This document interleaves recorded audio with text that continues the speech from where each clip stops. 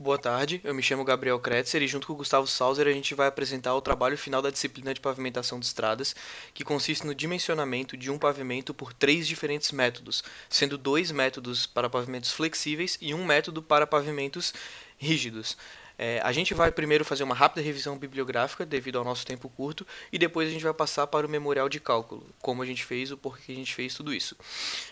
O método DNR ele é um método que surgiu na década de 30 e foi trago para o Brasil na década de 60, sendo que o que a gente está fazendo análise aqui é uma melhoria que ele teve na década de 80.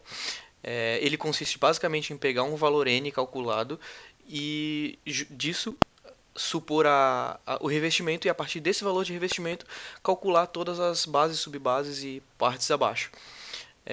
Logo após tem o método da resiliência, que é um braço que surgiu desse mesmo método, que aqui no Brasil viram que as estradas estavam se deteriorando muito rápido, então eles precisavam evoluir esse método para ser mais compatível com a nossa região, até o nosso hemisfério sul. Então eles acabaram evoluindo de forma que levasse algumas variáveis a mais, como a porcentagem de finos do material, das jazidas, das partes inferiores, e com isso tiveram resultados mais próximos e melhorados. Né? E depois, para finalizar, o terceiro método vai ser o método do PCA, e esse método consiste em pegar os dados da rodovia com esses dados, acabar supondo uma espessura, tanto de capa de concreto quanto de subbase, e dessas espessuras chegar num valor de erosão e fadiga, e se esses valores forem aceitáveis, definir essa espessura, se não, começar um processo iterativo até chegar em um revestimento que não seja muito caro e não seja que se degrade muito facilmente. Agora explicando nosso memorial de cálculo, a gente dividiu ele em 6 etapas. A primeira, análise do período de projeto de tráfego e do N. Depois, na sequência, a análise do local de implantação. Depois, os três métodos. E, para finalizar, uma comparação direta entre eles. Vou estar explicando agora um pouco sobre a análise do tráfego. Se vocês verem na próxima página, foram todos os dados fornecidos pelos docentes, e esses dados consistem no volume médio do tráfego e entre veículos leves, ônibus, caminhões comerciais. A gente separou esses caminhões comerciais, que é a parte que realmente influencia no pavimento, e junto com esses percentuais a gente pôde dividir o que tem de cada um deles, qual que é o tipo de cada um deles, e com isso separar os tipos de eixo, e daí a gente separou esse tipo de eixo para calcular os valores de N. Disso também a gente pegou e fez a prospecção geométrica desses valores dos carros até 2024, que foi nos informado que seria a liberação do pavimento, e de 2024 até 2044 também por progressão geométrica. Aí vocês veem as tabelas resumo, que nos foram que a gente fez com auxílio do material de sala, e esse valor nos deu o valor do N em PG que a gente vai estar utilizando. Aí vocês notarem, o PG para usar-se vai ser 1,76 vezes 10 na 7 na primeira, e para 10 anos, e para 20 anos vai ser 4,35 vezes 10 na 7, também desse mesmo método de usar-se. Em relação à análise da implantação, a gente vê essa tabela, a tabela 10, também fornecida pelos docentes, em relação às estacas e os ISCIs. Com isso, a gente pôde fazer o levantamento das médias e, junto com as médias, desvios padrões e afins para poder levantar um gráfico. E desse gráfico a gente conseguiu tirar os trechos que seriam homogêneos. Então a gente tem o trecho 1 e o trecho 2. Dentro desses trechos a gente fez as médias e para poder tirar o CBR médio que a gente vai utilizar em todo o trabalho, todos os métodos de cálculo. Bom, o primeiro método que a gente vai analisar aqui é o método DNR, né, o DNIT. E como que foi feito? A gente pegou o número N de USASP, calculado pelo método de USASP para 10 anos, que é o valor de 1,76 vezes 10 na 7. Com esse valor e analisando a tabela que é dada para a gente teve a espessura de 10 centímetros de revestimento.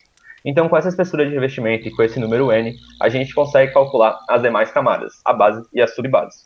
Bom, como que foi feito? A gente utilizou essa tabela para calcular, sendo que o trecho 1 possui um CBR calculado de 15,6, CBR de projeto, e o trecho 2, um CBR de 8,1%.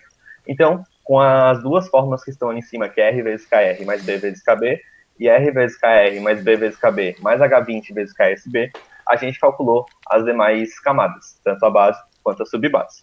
Bom, utilizando esse gráfico aqui que a gente passou anteriormente, a gente encontrou qual seria o H20 e qual seria o H15 para a gente encontrar essas duas camadas. A gente chegou a uma camada de base de 8 centímetros para o trecho 1, mas como o limite construtivo é 15 centímetros, a gente adotou a base como sendo 15 centímetros. De mesma maneira, para a camada de subbase, que a gente chegou em uma camada de 2 centímetros e o limite construtivo é 15 centímetros. Então, a gente adotou que o revestimento vai ter 10 centímetros, a base 15 centímetros e a subbase também 15 centímetros. Para o trecho 2, a gente fez de maneira semelhante e chegamos ao revestimento de 10 centímetros, base de 15 centímetros e subbase de 23 centímetros. Aqui estão as duas fotos, né, as duas figuras representando como que foi feito o nosso pavimento. E agora, partindo para o segundo método, que seria o método da resiliência, a gente fez levando uma suposição em consideração, que a gente considerou que tanto o trecho 1 quanto o trecho 2 possuíam solos do tipo 2, já que não nos foi fornecido a porcentagem de silt que existe nesse solo. Então, para o trecho 1, a gente assumiu que o percentual de silt constituinte do solo era 65, maior que 65% e com CBR de 15,6. Então, com essas duas informações, a gente aplicou nessas formas dadas para a gente e chegamos à conclusão que o trecho 1 vai ter um revestimento de 12 centímetros e uma camada granular de 10 centímetros. Para o trecho 2, a gente assumiu o CBR de 8,1 e o percentual de silt de 35% a 65%. Isso foi assumido, como tinha dito antes, para conseguir manter o solo tipo 2.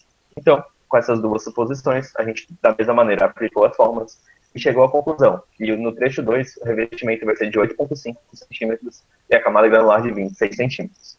Essa figura abaixo é só representando como que ficou o pavimento do trecho 1 e essa aqui, o pavimento do trecho 2. Então, agora a gente vai partir para o método do PCA, que é o terceiro método de cálculo, e como que ele foi feito. A gente assumiu o nosso CBR e assumiu uma subbase de material granular com uma espessura de 20 centímetros para o trecho 1.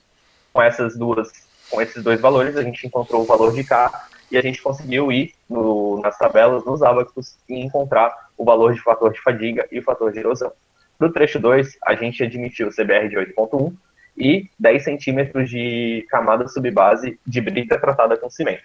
Então, nessa tabela, a gente consegue ver todos os cálculos que a gente fez, que para o trecho 1, a gente admitiu primeiramente a espessura de 20 centímetros para a camada de concreto, fizemos as iterações e o consumo de erosão passou de 100%. Então, a gente teve que aumentar a espessura do concreto, aumentamos até 25 centímetros. Então, admitindo 25 centímetros, a gente chegou que o consumo de erosão é 61%. A gente considerou um valor satisfatório. E para o trecho 2, de mesma maneira, a gente fez começando em 20, passando para 23 e 25, e chegamos que o consumo de erosão total é de 54% e também consideramos satisfatórios. Aqui estão os dois trechos, né, trecho 1 e trecho 2 do PCA, mas a gente tem aqui a comparação de todos os dois trechos nos três métodos. E agora a gente vai fazer a conclusão e falar um pouquinho mais sobre isso. Para finalizar, Certo? o que a gente pôde notar na execução desses métodos? Que os dois primeiros métodos é muito simples de comparar um diretamente com o outro porque eles tiveram a mesma finalidade, de pavimentos flexíveis, né? É, todos esses métodos são muito antigos e por eles ser muito antigos, eles têm uma facilidade na execução que é notória. Então, porque obviamente antigamente não tinha toda esse auxílio computacional que a gente tem hoje, né? Então a gente ficou pensando muito que talvez hoje com esses auxílios computacionais a gente possa incrementar muito mais variáveis e possa chegar num pavimento muito mais preciso, porque por exemplo um dos problemas do pavimento do DNR é que ele acaba colocando uma mesma espessura de revestimento durante todo o trecho e isso pode acabar infradimensionando em alguns trechos e supradimensionando outros. Então deu para ver que o método mais novo em relação o braço que evoluiu do método DNR ele acaba sendo um pouco mais preciso justamente por englobar mais variáveis. É, e a gente só poderia fazer afirmar qual dos trechos seria melhor do que o outro, realmente se a gente tivesse uma comparação de custos e valores. E isso varia muito, não só de método para método, também como de local para local, porque às vezes os recursos são variáveis nesses locais. Então, de local para local. Então talvez isso ficasse para um próximo trabalho. E o nosso trabalho se resume a isso. Muito obrigado.